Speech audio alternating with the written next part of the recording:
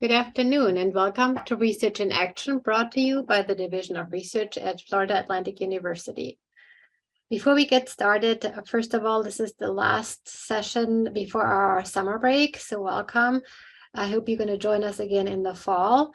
And before we get started with today's speaker, just to go over a few logistics. If you would like to ask questions of today's speaker, please use the Q&A button in the bottom of your screen.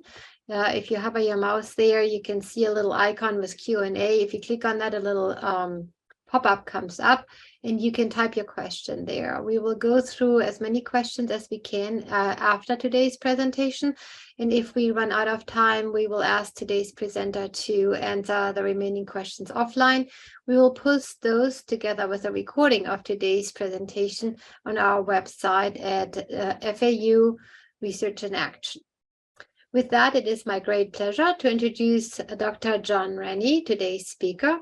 Dr. Renne is the director of the Center for Urban and Environmental Solutions and a professor in the Department of Urban and Regional Planning in the Charles E. Schmidt College of Science at Florida Atlantic University.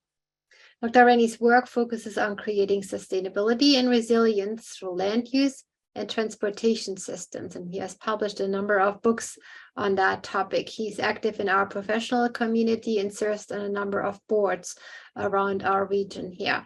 With that, welcome, Dr. Renne, and I'll turn it over to you.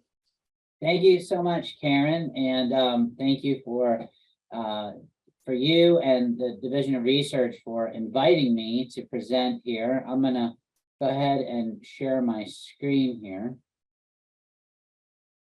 So as Karen mentioned, I am a professor in the Department of Urban and Regional Planning and the director, the Center for Urban and Environmental Solutions. We are celebrating our 50th anniversary tomorrow evening, actually. More details on that at the end.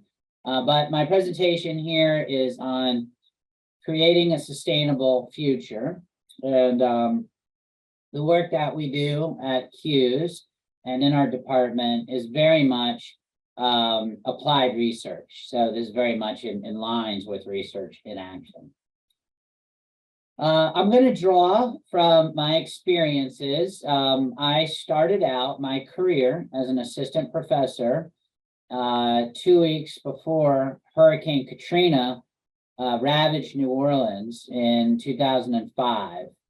I had just finished a postdoc in Australia and moved to New Orleans, where I was a professor for 10 years before coming to FAU, where I've now been for 7 years. And it really set the tone of kind of reshaping my research agenda to focus more on resilience. Prior to Katrina, I looked at sustainability, and I still do. This is obviously the topic of this presentation. But looking at the impact that mega disasters have on our cities and our coasts really reshaped my experience having lived through this tremendous storm and helping to be a part of the rebuilding effort in New Orleans. This presentation also draws upon 2 books that were recently published that look at a lot of these issues: Adaptation, Urbanism, and Resilient Communities, Transforming Streets to Address Climate Change, which was co-authored with Billy Fields, was published in 2021, and Creating Resilient Transportation Systems, Policy, Planning, Implementation, with my co-authors Brian Wolshon, Anurag Pandey, Pamela Murray Tuitt, and Carl Kim, was published in 2022. So you're gonna, this presentation is gonna draw from that. But where I want to begin is imagine yourselves, I don't know how many of you are sitting here in South Florida versus joining us from other parts of the country, but I'm sitting right here right now, my office in Boca Raton. Imagine yourself about 60 years ago when Kennedy and Khrushchev were staring each other in the eye during the Cuban Missile Crisis. That was about 14 years before I was born, so I was not alive yet for the Cuban Missile Crisis.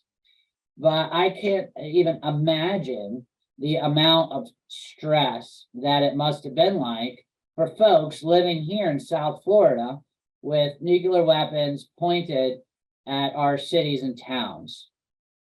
This photograph of John F. Kennedy was taken in downtown West Palm Beach at St. Anne's Catholic Church, where I go to church with my family sometimes, and where I took this photo is in the back of the church. So when you're in the back of the church, this is the photograph that you see.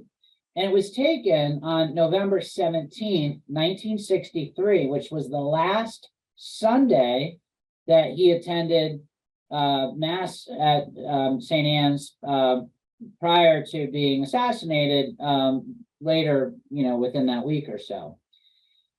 And it struck me because on November 17th, 2021, exactly 58 years to the day, I happened to be at St. Anne's. The grass that you see on the right is St. Anne's property, and there was water in the streets, and there was no rain. You could see the skies are clear blue, and that's salt water. That is from king tides, the leading arm of sea level rise. King tides are the highest tides of the year. So as our seas are expanding and slowly rising, we are seeing this in our streets. And it dawned on me, and when I was looking at that photograph, that this was exactly the same day, 58 years later, and we're faced with this new existential crisis. We're not sitting here worried about nuclear weapons, landing on South Florida. At least right now we're not, fortunately, knock on wood. But we have this slow-moving crisis, a slow-moving emergency that if we do nothing about, in another 60 years from now, will we be able to inhabit this street? Will we be able to inhabit parts of our region? And so fortunately, because it's a slow-moving crisis, we have a little bit of time to begin to do something about that. But the time is running short because we are being devastated by major hurricanes. Hurricane Ian destroyed these sections of the Sanibel Causeway last fall, cutting off access to the island community. I mean, look at the power of that storm, just shredding apart the highway to make it look like, really, almost didn't even exist before that storm there. And I mean, it's just the power of nature is really impressive. Not long after, we saw another major storm, Nicole, impact the coast a little bit to the north of us on the Atlantic side. And this was taken up in Flagler County, where you could see sections of A1A being collapsing into the ocean here. And so the book on creating resilient transportation systems, which is a part of creating a sustainable future, looks at, like, what do we do? First of all, what is resilience? How do we define it? How do we look at different modes of transportation to understand how resilience plays out in a multimodal society where we have cars, trucks, trains, buses? We are, as our region grows and we're being inundated with traffic, we need to think about how do people get around, without a car, and how does that impact the long-term sustainability and resilience? And I'll talk a lot more about that in this presentation. Engineering, looking at network resilience, disaster risk reduction, traveler adaptation, measuring and assessing resilience, automation, connected vehicles, and then how do we overcome those challenges for 21st and 22nd centuries? So this is the classical diagram of what resilience means. Resilience in this diagram is where we have a shock to a system, like a natural disaster, or it could be human-caused disaster, and the performance of our systems drop. So imagine, for example, a highway goes out of service, right? Not as many people can drive, so we see a performance drop, or power goes out, or the water water utilities stop working, or in some cases you have multi-system failure, right? And so you have a shock to that system. Well, recovering back to pre-impact, pre-storm is how oftentimes engineers, especially NIST, the National Institute of Standards and Technologies, measure resilience, is the amount of time for the response and the recovery. Well, what if the path that we're on, this P0 path, is not a sustainable future?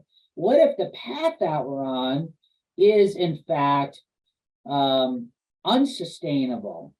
And what do we mean by unsustainable? Well, there's lots of things that we could define to be sustainable or unsustainable. But let's just take, for example, carbon emissions, right?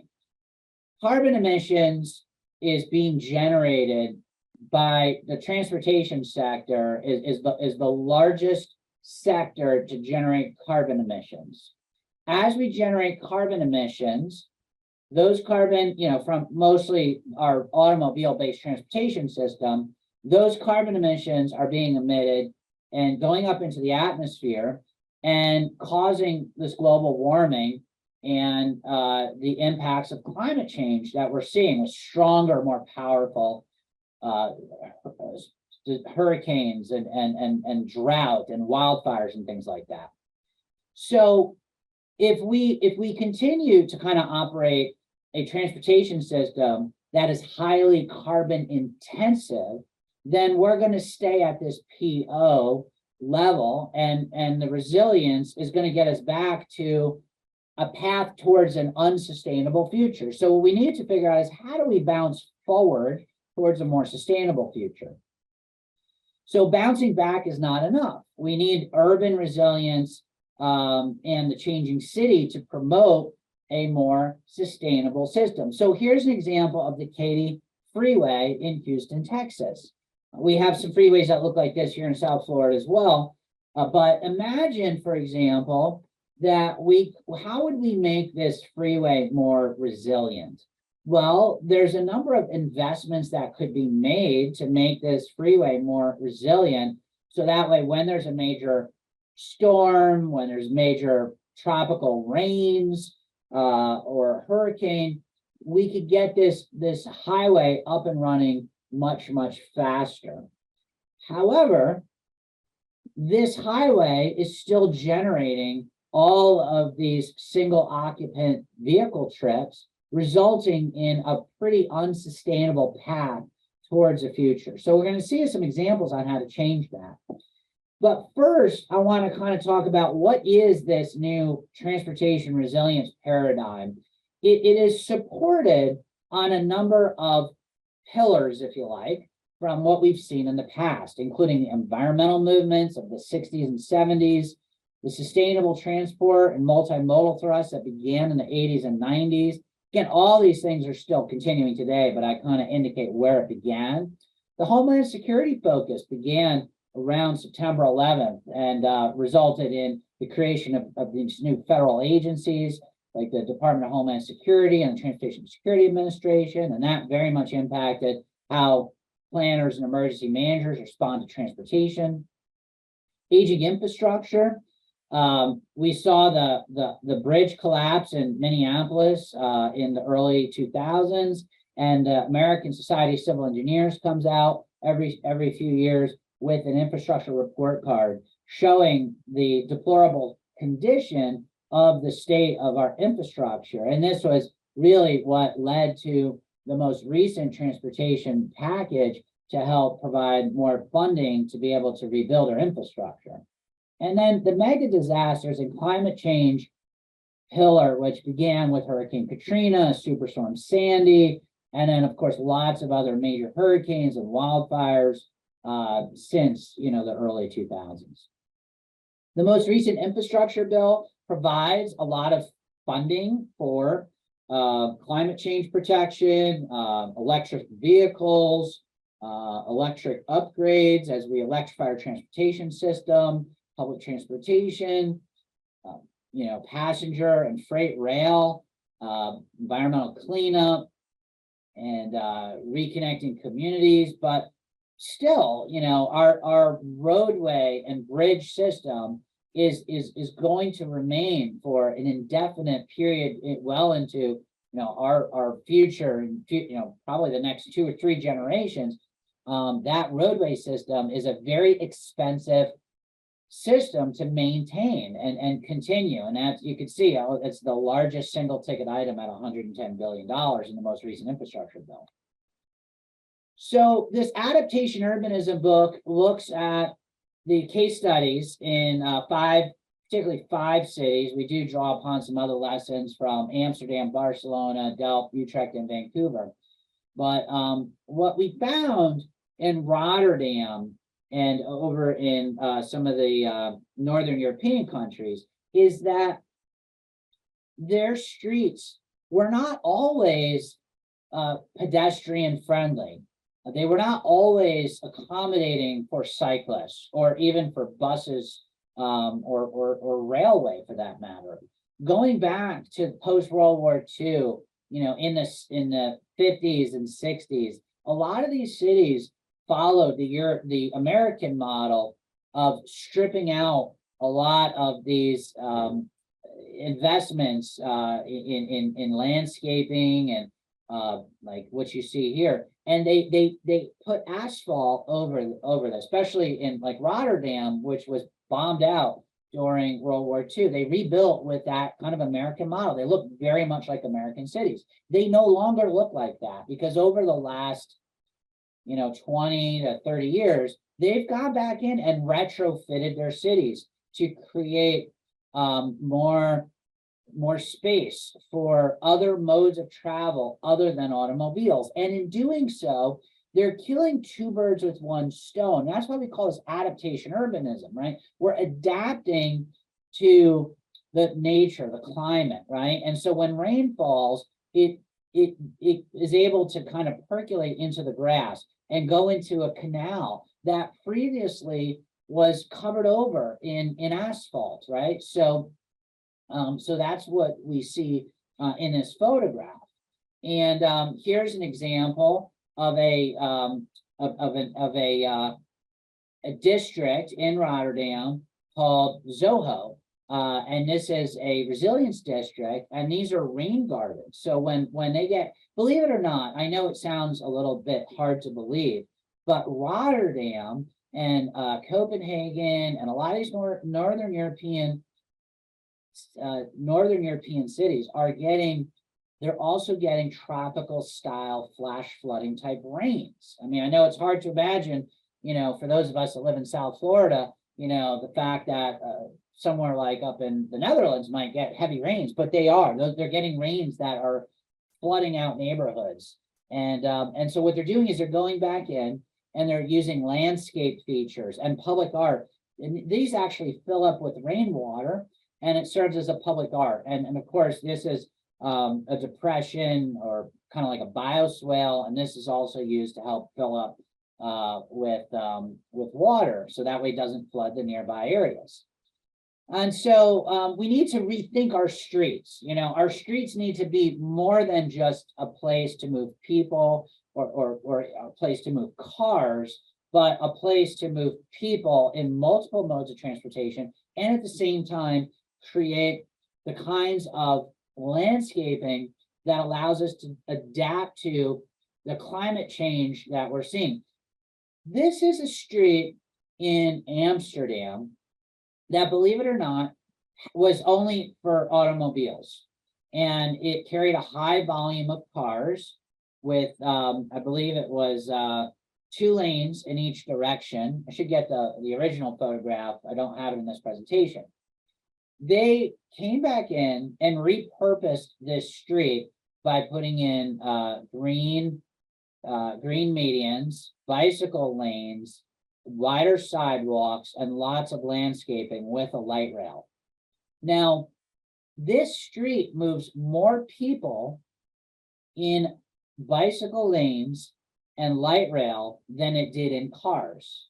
So you could argue that this street is more efficient because more people are moving through the corridor today than before they had these investments, and it was just for automobiles. Now, again, as a resident of South Florida, I think these sorts of ideas for people are hard to wrap their heads around, but they are critical to becoming more sustainable. And we're seeing more efforts like this in South Florida and across the United States, not just in New York or Portland, Oregon, but in places like Greenville, South Carolina, and Atlanta, Georgia, and Dallas and Houston, and you know, Sunbelt cities like Charlotte and other places where you might not expect to see this sort of thing happening is beginning to happen because it is more efficient and it is more sustainable.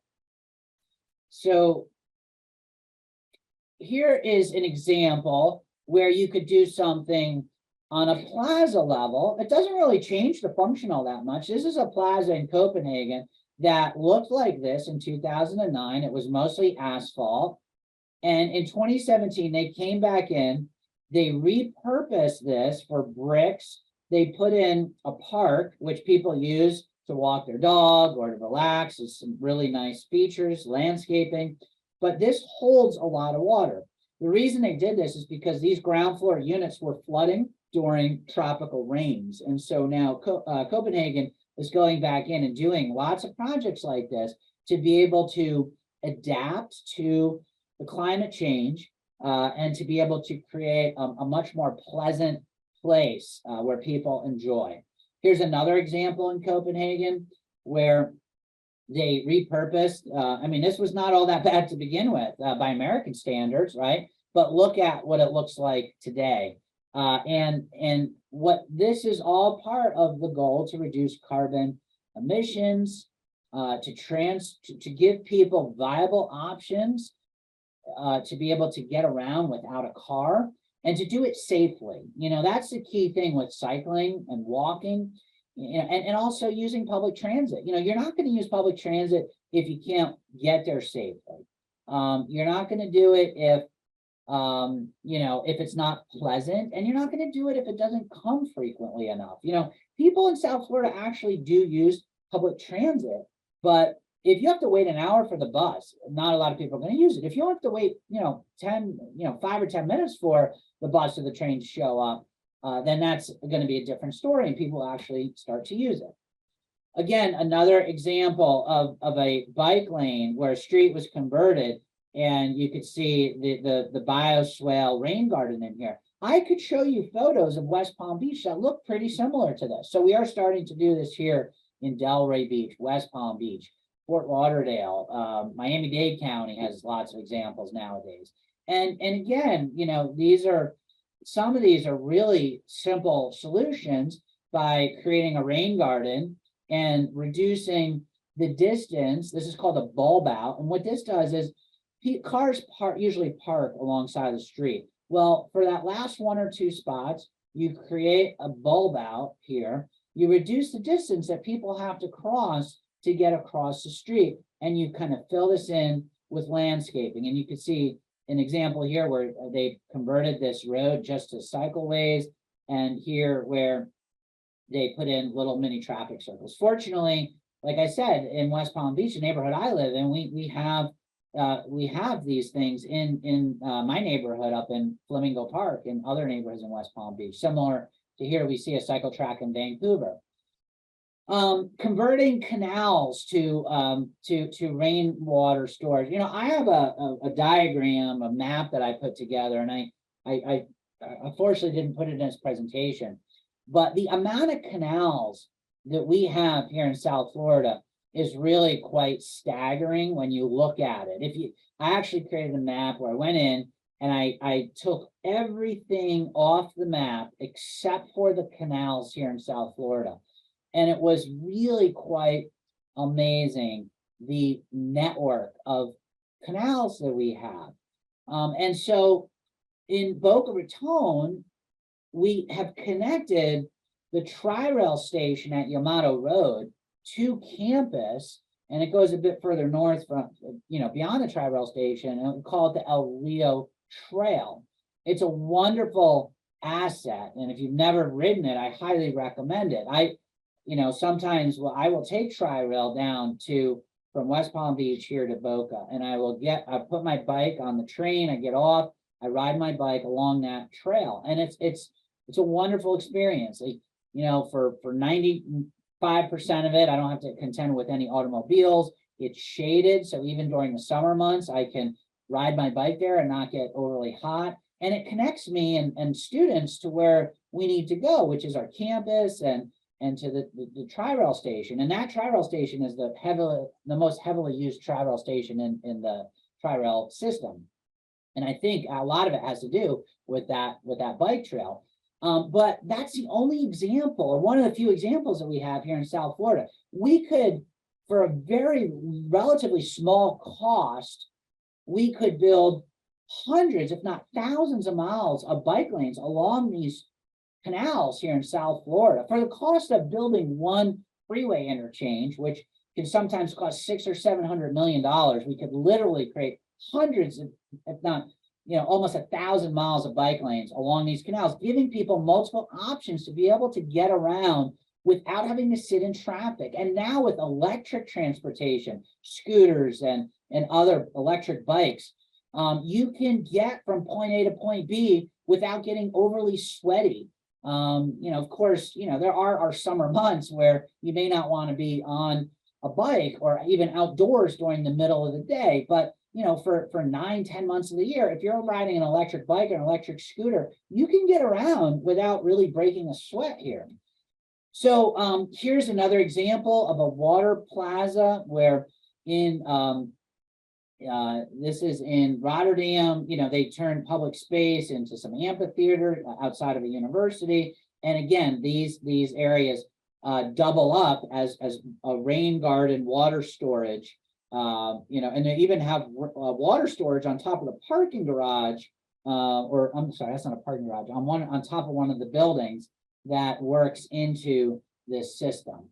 Permeable pavement is another thing that folks are installing in cities all over the world, but this is from Rotterdam. And what it does is it really reduces the need to funnel the water down into the storm drainage because it can percolate right into the soil. And if we look here, at the 2019 Adaptation Rotterdam plan, we see that they set really ambitious goals, not just to create this blue infrastructure to deal with water, but to also create a green infrastructure to promote a mode shift away from cars. So you can see starting in 2010 levels, they're aiming to reduce car usage down to 80% by the year 2040 and increase cycling and public transport usage very significantly over that same time period. And here is how they're doing it, right? The field of dreams, right? If you build it, they will come. Well, the research shows that infrastructure is needed before people will change their behaviors.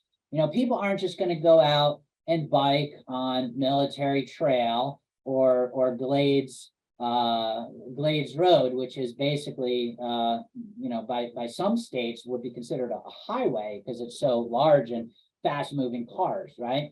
So we really need to build the infrastructure with public transit and with bicycle lanes and safe pedestrian crossings. And the most important thing in this photo is the land use pattern, right? These buildings on the left were historic, but the ones on the right were bombed out during World War II, and they rebuilt these in a transit-oriented development fashion.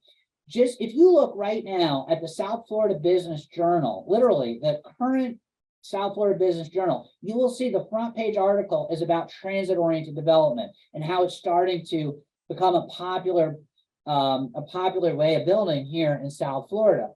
That's, transit development is a thing that I've been studied the most in my career. And the idea is that it's not just about the infrastructure, it's about the land use patterns to support that infrastructure. Now, this doesn't mean we need to go and rip out, all of our gated communities with single family homes. What it means is that we need to rethink our future development patterns to create density, to create the housing and the mix of uses in the locations where the transit exists. And we're seeing that happen naturally through the private sector, which is what the whole article is in the South Florida Business Journal right now, at particular places, especially in Miami and Fort Lauderdale and downtown West Palm Beach. You're really seeing this thrive. I found in research that I've done that rental prices in the TOD neighborhoods of South Florida are actually appreciating faster than the average for rents in the region. And that's because people want that lifestyle. Young people and even retirees want options to be able to live in a neighborhood or a community where they can walk to things, where they don't have to get in their car for every single trip. And that is what leads us to look at this healthy streets concept, which came from London. The healthy streets concept is thinking about streets beyond transportation and even beyond using streets for landscape benefits to manage water and rain, but to think about how can we make streets make health, the public health better, right? So when we look at a corridor or a street, we look at how pedestrians can get around. How easy is it to cross, or how dangerous is it to cross? Unfortunately, Florida is the most dangerous state in the nation when it comes to pedestrian and cycling. But shade and shelter, places to sit, noise is an important health consideration. So the more vegetation that you put in, the more it dampens noise from automobiles or buses or trucks. Allowing people the ability to choose to walk or bike, allowing people to feel safe, lighting, safe from crime, of course, and also safe from threatening traffic. What can people do? That's important, right? They're not going to want to be on a street and walk if there's nothing to do. So those land uses are important. Relaxation, mental stress. These are all important considerations. And of course, clean air. So I'm going to kind of wrap it up here, a little bit on the early side, I guess, but we may have time for Q&A. I want to put in a final plug for our 50th anniversary tomorrow evening in West Palm Beach. We've got a great lineup. It's City of West Palm Beach, Related, and Abaco, a partnership with community, our gold sponsors. If you want more information, go to my center CUES, CUES.FAU.edu to get a ticket. And I hope to see you there and meet you in person. And I just want to wrap it up. I guess, I should have said this before I gave this final pitch, but just in summary, sustainability in how do we create a sustainable future has a number of dimensions. There's an economic dimension, there's an environmental dimension, there's a social dimension, and there's a health dimension, right? Those are the four most important dimensions. And so if we can look at our cities and our investments that we're making in infrastructure, if we ask ourselves, what are the not the short term, right? Not the 3 to 5 year impacts, right? But what are the longer term impacts? I mean, the short term impacts are important, but the long term impacts are equally as important. Like, what is this investment going to be doing in the next 20, 30, or 50 years? And how is it going to make our city thrive? How is it going to make our economy improve? How is it going to relate to the environment and the the changing nature of tropical rains and hurricanes and drought and wildfire that we find ourselves in our cities. And probably most importantly, both for the short term and long term, just like London did, how is it going to impact our health? I think if we think of those things, and there's a nonprofit organization called 880 Cities, and it's a guy named Gil Penalosa out of Toronto started it up in Toronto. And what he says is that, listen, if we can plan our cities to be successful for 8-year-olds and 80-year-olds, it will be successful for everybody in between. And so now that we're living a little bit longer, maybe we want to plan it for 90-year-olds or 100-year-olds. But the point is that we need to think about how children and the elderly thrive. And I think the rest will fall into place. So with that, I will end it, and I'll let Karen go to the Q&A. So thank you. Mhm. Thank you, John. Very interesting. There are a lot of initiatives that move towards smart cities now with all the sensors around the cities. Can you talk a little bit about the integration of that smart cities concept with what you're presenting on? Yeah, absolutely. So I'm part of a team here at FAU, and we were successful in winning a very significant grant called the Center for Smart Streetscapes, which was funded for 5 years and probably be a 10-year, ultimately 10-year funded project at NSF called the Center for Smart Streetscapes. And in that project, we are looking how can we take advantage of cutting edge technologies in AI to be able to utilize sensors and other, other computing technologies to be able to provide more data, more information about what's happening in cities. I was so excited about what's going on, and the fact that FAU is a leader and has one of the first master's programs in AI in any of the universities in Florida, that I decided to go back to school as a professor, and I am doing a master's in AI. And so I can tell you that I'm very interested in smart cities and how smart cities how this technology can be used to become more sustainable and more resilient. So let me give you one example that I'm particularly interested in. When we look at, I'm sure most of you have seen Google Streets View, right? You go into Google Maps and you click on a little button, and you can see there's an image of the street that shows you a 360-degree view. And Google has pretty much mapped out every street in the United States. One of the things that I'm interested in doing is to kind of go in and look at streets, and using other data that we can get access to from travel data or economic performance, which streets generate the most tax dollars per square yard or square foot, or which streets have the most thriving businesses, or what has the lowest vacancy rates.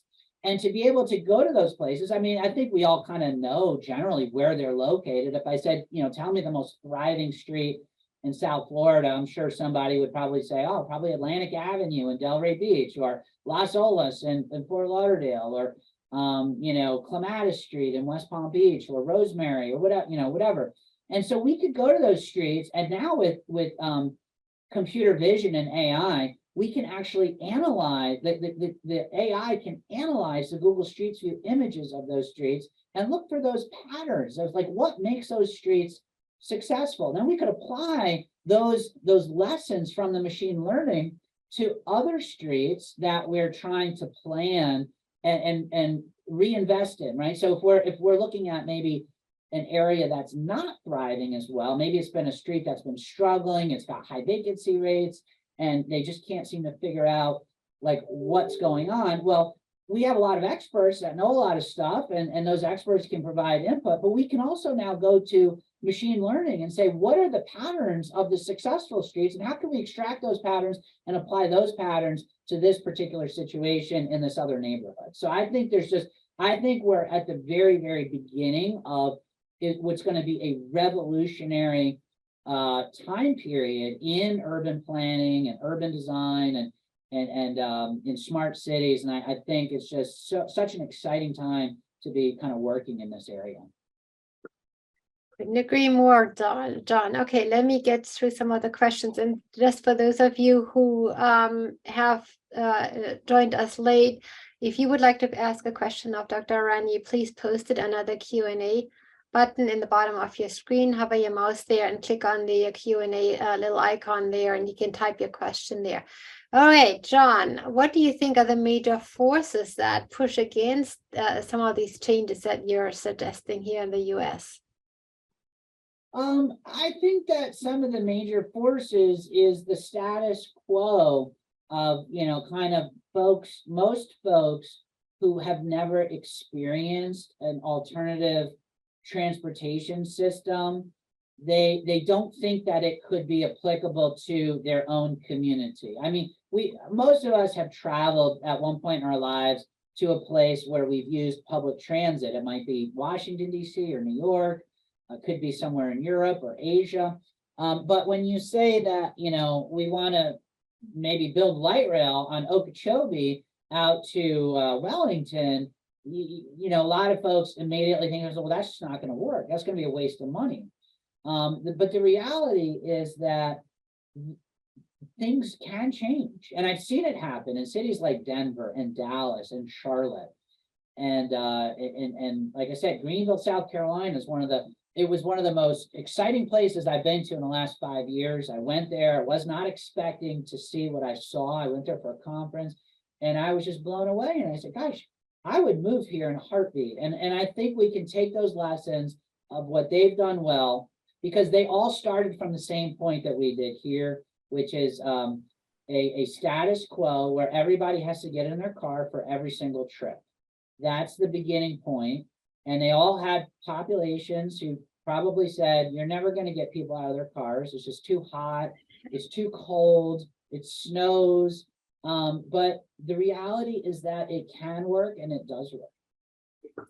To some extent, it's a culture shift, right? Because stereotyping here, but as an American, we're used to going where we want to go when we want to go there and not having to wait, even if it's just 10 minutes, right, for the next train or whatever it is to arrive. So to some extent that would require a culture shift. Yeah, and that's a good point. But what I would say too is that these transportation systems are meant to provide more options, not less options. Nobody is saying that you can't use your car. What they're saying is that we need to give people multiple options. I don't know the exact statistic, but I want to say it's about 30% of the population cannot drive because they're either too elderly or they're disabled. And then of course there's everybody under the age of 16 who are kids who are not able to drive, and their parents have to chauffeur them around. Well, for the, let's call it 70% of the population who can drive, they have that option, but 30% of the population is stuck and they have to rely on somebody else to be able to give them a ride. And so these multimodal options should be options, but they need to be reliable options. It's not waiting an hour for a bus or a train. If that bus or train doesn't come frequently enough, it's not really a real option. Sorry. Absolutely. So here's a question regarding funding for this. Does the infrastructure bill put an emphasis on resilience-focused upgrades, or is the application of funds up to the states? I'm sorry, is the upgrades? Infrastructure bill, I'm assuming that individual's talking about the federal infrastructure bill, put an emphasis on resilience-focused upgrades, or is the application of funds up to the states? I mean, most of the times what happens is that the states provide local municipalities, whether it's counties or local government, the ability to apply for federal and state dollars. A lot of times federal government gives the state money and then the state pushes that money down to the local level. So usually most decisions are made at the local level. What we see here in South Florida and Florida in general is that the county controls a lot of decision making when it comes to transportation investment decisions. And then of course, local governments control local streets. And so sometimes there's, the counties are often not as, they're at times, they have like, they provide bus and in Miami-Dade, they provide transit systems, but oftentimes, like even within the county level, the agencies that are dealing with transit are not necessarily always closely coordinated with like the Department of Public Works that are dealing with roadways. And so one of the more successful models that I've seen is where you try to bring these different agencies under the umbrella of a Department of Transportation with an overarching policy and goal for achieving some future goal, like, a certain percentage of people not driving by themselves in cars. And then you have to structure the investments and decisions and goals, hopefully in one transportation agency, as opposed to multiple disparate agencies that are not always talking to one another. Very true. So in that regard, along those lines, how do we convince policymakers and politicians of the need for these changes? Well, I mean, I think that often, policymakers are, believe it or not, pretty receptive to people's opinions. We often think that, how do we convince policymaker of doing this? Well, I mean, you could go and sit down and talk with a policymaker and have that conversation. And one of the best things that we've seen are study trips. And those study trips don't have to be far away. You can do a study trip, of a successful place right here in South Florida. And you go out there and you take a look at what works successfully. And we've led some of these study trips at FAU. I've been a part of other study trips led by other professional associations. And, having that dialogue and that conversation is important. And I'm starting to see that happen pretty regularly here in South Florida, because transportation is one of the most hot button issues. And of course, housing affordability. Those are the two biggest issues. And they're both, kind of two sides of the same coin that we're talking about, right? You mentioned Denver and Dallas and Charlotte, and they all use utilities, correct? What if there were another utility that can work, that can cut last-minute distribution and delivery energy and cost intensity by orders of magnitude? Would that be a bad thing? Well, I mean, utilities are essential for supporting our homes and our businesses and our buildings. So, you need electricity, you need water, you need, in this day and age, you need, internet, whether it's fiber optic or other types of utilities. Transportation is often seen as a utility as well. So I wrote a paper with Professor Fred Bletcher here at FAU, and we looked at the unintended costs of utilities and transit developments, and we found that it's very expensive to upgrade the utilities to make these projects work. And oftentimes people don't think about that, with a focus on water and sewer is what we were looking at. So I would say that anything that could be done to reduce the cost of utilities would be a great thing. And I would never underestimate the importance of utilities in making a very successful redevelopment project work. A little bit more of a philosophical question. How do you define or see the connection between sustainability and fairness? Well, that is a great question. I think that if you were to really look at sustainability, it should include fairness, because ultimately it's not sustainable if it's not fair, right? If one segment of the population is going to have to experience adverse impacts to benefit a different segment of the population, then that ultimately in the long run would not be sustainable. It may work economically, right? But sustainability is a term that encompasses not just the economic dimensions, but the environmental dimensions and the community dimensions. And that community dimension, in my opinion, ought to include fairness. So I'll give you an example. A lot of times, a lot of folks are suspect of transitory development, where you have a developer comes in and builds a development next to a train station, because it ultimately becomes very successful and prices of apartments or condos increase dramatically. It gets very, very expensive. And that may displace poorer people that live in that particular neighborhood or that community.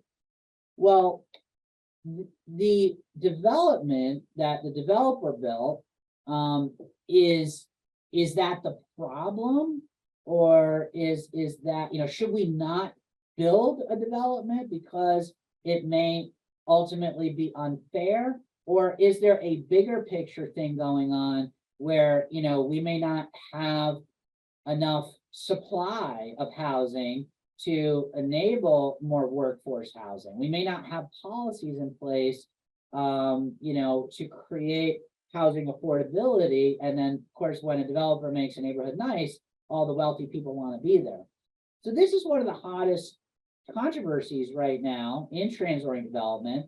I am happy to report that we just won a major federal grant from the U.S. Department of Transportation in collaboration with the University of New Orleans, the University of Colorado at Denver, the University of Utah, and University of Florida, our partners right up the state from us, to create what's called the Center for Equitable Transit-Oriented Communities. It's going to be a 5-year, $10 million center.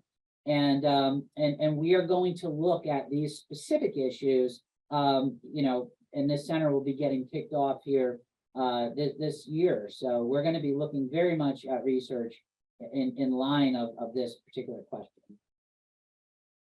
Excellent. So we're talking a lot about cities, municipalities. What can an individual do towards sustainability and making and being part of these changes that we need to make? Well, there's a lot, of course. I would say that an individual could look at their own habits and begin to think about, how do they travel? How do they get around? Where do they live? But what I think is important to note is, like, I have 3 kids and I have to use a car a lot, right? Because, my kids have, they got to go to school, and we do bike to school sometimes. But what happens when one of my kids wakes up late and I don't have the time to bike to school? We get in the car and we drive to school. So I'm creating carbon emissions because I'm driving, but I also live very close to where my kids go to school, right? So my trip is short. So it's not, short trips help to reduce, those personal impacts. But, if you plan for the future, right? When I moved here, I wanted to live in a neighborhood where I could walk to things. I can walk to a Publix. I can walk to lots of restaurants. I can walk to parks. Like I said, I can bike my kids to school. And so because I chose to live in where I do, a lot of my day-to-day decisions are probably a lot more sustainable than if I had chosen to live in a different place where I wouldn't have the option to be able to bike or walk or take transit for my trip. So I think one of the most important things, think about personal decisions about sustainability, is like when you're choosing to move to a new home, think about these things, because that will set into stone your habits for a very long time, most likely until you move again at some point in the future. Thank you, John. And with that, we're pretty much out of time. And this is my last research in action for FAU as I am moving. So we're just discussing, and Jeannie Viviani will be taking over and continuing the session for everybody in the fall. So we hope you all have a very nice summer. Thank you very much, John. And we'll hope to see you back.